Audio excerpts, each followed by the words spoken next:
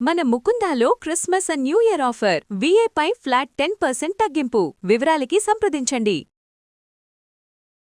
గురువుగారు నమస్కారం. నమస్కారం అమ్మా. గురువుగారు సంక్రాంతి పండుగ రోజున సంక్రాంతి పండుగ 3 రోజుల్లో ఆడపిల్లలకి గిఫ్ట్లు కొన్ని బహుమతులు ఇస్తూ ఉంటారు, బట్టలు పెడుతూ ఉంటారు, కొందరు డబ్బులు పెడుతూ ఉంటారు.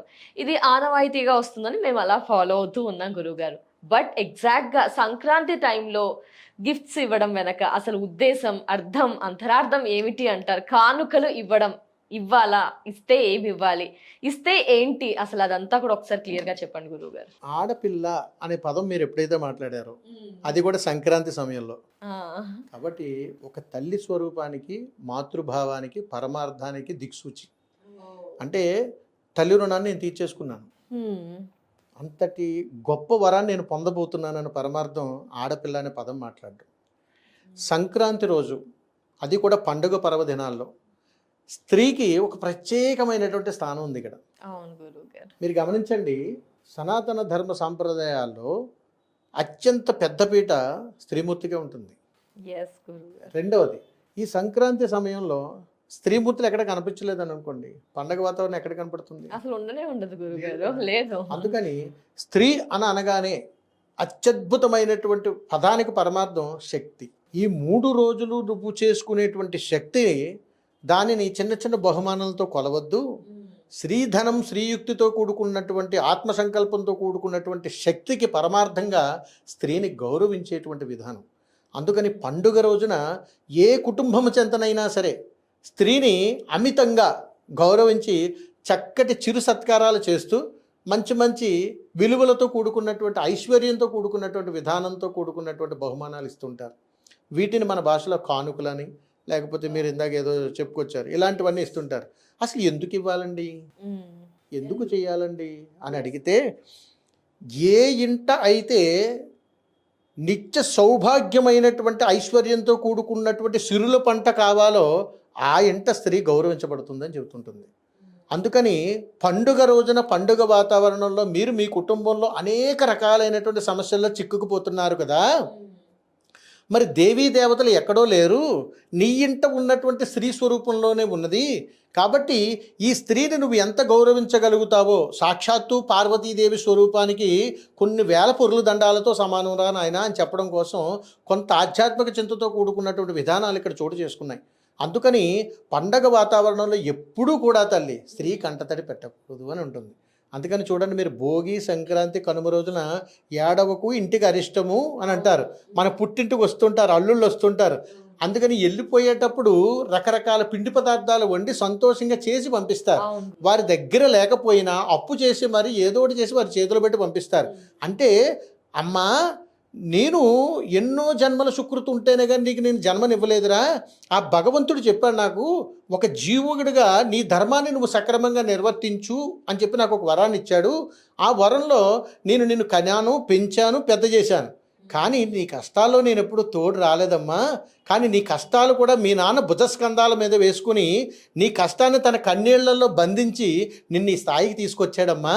కాబట్టి నాన్నను గౌరవిస్తూ, నీకు విలువలను ఇస్తూ, ఏదో నా శక్తి కొద్దీ నిన్ను సంతృప్తి పెడుతున్నానమ్మా అని అమ్మ తన కన్నీళ్లతోటి చేతిలో పెట్టి సాగనంపుతుంటుంది. కానీ పెళ్లి చేసినప్పుడు ఒక స్త్రీ శక్తిని ఇంటి నుంచి పంపిస్తే ఎంత కన్నీళ్ళు పెట్టుకుంటారో, పండగకు వచ్చినటువంటి కూతురు, అల్లుడు, పిల్లలు వెళ్ళిపోయేటప్పుడు కూడా ఆ తల్లిదండ్రులు ఇద్దరు కూడా అంతే ఆవేదన చెందుతారు. అంత చక్కటి సంస్కారవంతమైనటువంటి విధానం స్త్రీ శక్తిలో ఉంటుంది.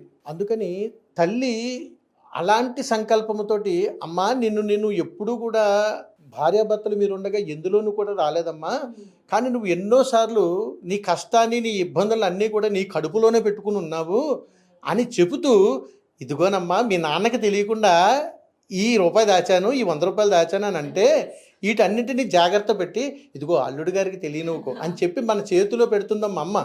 అంత గొప్పటి సంస్కారంతో ఉన్నప్పుడు తల్లికి తెలియకుండా తండ్రి అప్పు చేసి ఏదోటి చేసి నేరుగా మన చేతికి ఇవ్వకుండా అమ్మ చేతికి ఇచ్చి ఇదిగో అల్లుడి గారికి అందజేయి అని చెబుతూ కూతుర్ని సాగనంపేటప్పుడు నాన్న మనకు ఎదుర్కొంటే కనపడ్డు, దూరంగా వెళ్ళిపోతాడు. తల్లి కావాలని వెళ్ళిపోతాడు. ఎందుకంటే స్త్రీశక్తిలో అంత గొప్పతత్వం ఒక్కసారి తండ్రి కళ్ళల్లో కానీ చూస్తే ఆ బిడ్డ అక్కడి నుంచి కదలలేదు.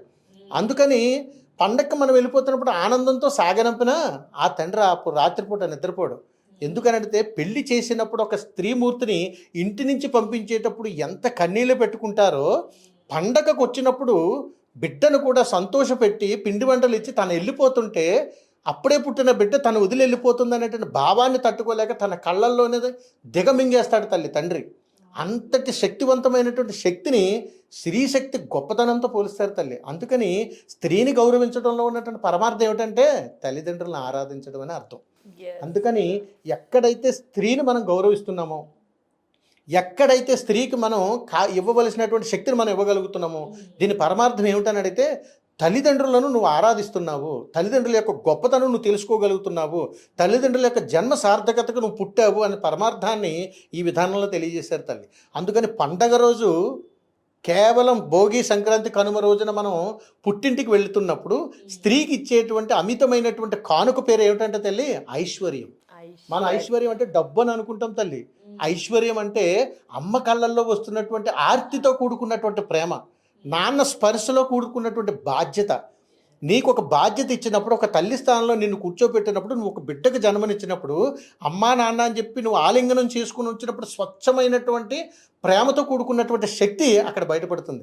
ఉత్తప్పుడు మనం ఎలాగైనా మాట్లాడతాం, కానీ తల్లిదండ్రులు కలిసినప్పుడు పండగ రోజుల్లో వచ్చేటువంటి స్త్రీ శక్తి వేరు. అందుకని నా ఇంటికి వచ్చిందమ్మా దేవత, కాబట్టి ఈ దేవతను అందంగా చూసుకుని పంపించాలని చెప్పి మన మీద ఎంత కోపమున్నా, ఏమున్నా, ఏం చేసినా కానీ ఎక్కడ లేని ప్రేమనంతా కూడా స్వచ్ఛమైనటువంటి ప్రేమను తల్లిదండ్రులు మనకి ఇస్తారు తల్లి. అలా ఇచ్చేటువంటి ప్రేమను ఐశ్వర్యంతో కొలవాలి. అది విలువ కట్టలేం, ఎక్కడా దొరకదు, మార్కెట్లో దొరికేది కాదు. అందుకని తల్లిదండ్రులు ఎలాంటి వాళ్ళైనా కానీ పండగ సమయాల్లో స్త్రీకి ఇచ్చేటువంటి శక్తి, విలువ ఐశ్వర్యంతో కొలుస్తారు. అందుకని ఏ ఇంట అయితే ఈ స్త్రీకి ఇచ్చేటువంటి ఐశ్వర్యాన్ని తల్లిదండ్రులు ఇవ్వగలుగుతున్నారో ఆ బిడ్డకు లక్ష్మీ సౌభాగ్యం అనేటువంటి ఒక అనుగ్రహం దక్కుతుంది.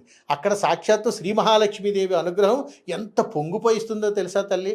ఇది వైకుంఠనాథుడైనటువంటి శ్రీ మహావిష్ణువే లక్ష్మీదేవికి ఒక వరాన్ని ఇచ్చాడు. ఆయన అయ్యా కలియుగ ధర్మంలో ఏ స్త్రీకైనా సరే తను అనుకున్న కోరికలు నెరవేరి ఒక నిండా ఐశ్వర్యాన్ని ఇచ్చేటువంటి వరాన్ని నాకు ఇవ్వయ్యా అని అడిగితే, పండగ సమయాల్లో ఏ స్త్రీ శక్తి అయితే, ఏ తల్లిదండ్రుల చేతనైతే ఐశ్వర్యం అనేటువంటి కానుక వెళ్తుందో దాంట్లో నువ్వు వెళ్ళమ్మా అని చెప్పేసి ఆ శ్రీ మహావిష్ణువు ఇచ్చేటువంటి శక్తి. అంతటి వరాన్ని తల్లిదండ్రులు బిడ్డలకి ఇచ్చేటువంటి రోజు సంక్రాంతి, కనుమ, భోగి రోజు తల్లి.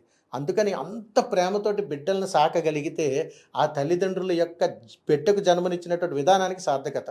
చాలా చోట్ల మీరు గమనించండి, తల్లిదండ్రులు ఉండరు, కొంతమందికి పిల్లలు ఉండరు. మరి వారి బిడ్డలకు కూడా నేను ఇలాగే చేయాలనే తపన ఉంటుంది. మరి ఏ తల్లి చేసిన పుణ్యమో, ఎక్కడ జరిగిన కర్మ మనకు తెలియదు, కానీ కొన్ని చెప్పుకోలేనటువంటి బాధల్లో ఉన్నటువంటి వాళ్ళు కూడా ఉంటారు. అందుకని భోగి, సంక్రాంతి, కనుమలో అన్నింటినీ మిళితం చేసి రాబోయేటువంటి ఉగాది పర్వదినం వస్తుంది సుమా, అప్పటికి నువ్వు సిద్ధంగా ఉండు అని మనల్ని హెచ్చరిస్తూ ఒక చక్కటి కుటుంబాన్ని ఏర్పాటు చేసుకునేలా ఒక స్త్రీ శక్తిని గౌరవించేటువంటి రోజుగా ఆ స్త్రీకి ఇచ్చేటువంటి అమితమైనటువంటి కానుకల్లో ఎంత పరమార్థం ఉంది తల్లి. అందుకని మనం ఎప్పుడూ కూడా బంగారం ఇచ్చారా, వస్తువులు ఇచ్చారా, పిండి వంటలు ఇచ్చారా, ఇది కాదు మనకు కావాల్సింది. ఐశ్వర్యము, స్పర్శతో కూడుకున్నటువంటి ఐశ్వర్యం, అది తల్లిదండ్రులకు మాత్రమే సాధ్యం.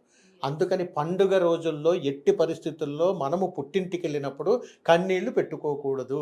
అది ఐశ్వర్యంతో కూడుకున్నటువంటి కన్నీళ్లలో చాలా పరమార్థం ఉన్నది. అందుకని మీరు గమనించండి అమ్మా, బిడ్డను ఎలా పట్టుకుని నాన్న వెళ్ళిపోతున్నప్పుడు ఇలా గట్టిగా స్పర్శిస్తాడు వెళ్ళిపోతున్నప్పుడు. ఎందుకంటే కన్నీళ్ళు పెట్టలేడు. తల్లి చెంగుని ఎలా అడ్డు పెట్టుకుని వెళ్ళిపోతున్నామమ్మా అని ఏడుస్తుంది. అది మనం చూడలేక ఆలింగనం చేసుకుంటాం. ఎంతటి అనుబంధమో చూడండి. దాన్నండి ఐశ్వర్యం అంటారు. అలాంటి ఐశ్వర్యాన్ని మనం తాకట్టు పెట్టేసి తల్లిదండ్రులు లెక్క చేయకుండా బతుకుతుంటాం. అరే ఇది కాదురా నీ జీవిత జన్మ అని చెప్పి పరమార్థంలో స్త్రీశక్తిని పుట్టించి ఆ ఐశ్వర్యం అనేటువంటి కానుకను పండగ రోజుల్లో ఇచ్చి ఇంత పరమార్థాన్ని తెలియజేశాడు భగవంతుడు మనకి. అంత గొప్ప సంస్కృతితో ఉన్నటువంటి విధానంలో మనం ఉన్నాం తల్లి. కాబట్టి సదా రుణపడి ఉండాలి తల్లిదండ్రులకు. చాలా ధన్యవాదాలు గురుగారు. కానుకలు అంటే రిటర్న్ గిఫ్ట్ అనే ఫీల్ అవుతున్నాం గురుగారు నేటి తరం అంతా కూడా. బట్ అసలు కానుకలు అంటే ఐశ్వర్యం అని ఎగ్జాక్ట్ మీనింగ్, పూర్తి వివరణ, విశిష్టత అంతా కూడా తెలియజేశారు గురుగారు. చాలా చాలా ధన్యవాదాలు గురుగారు. నమస్కారం. నమస్కారం.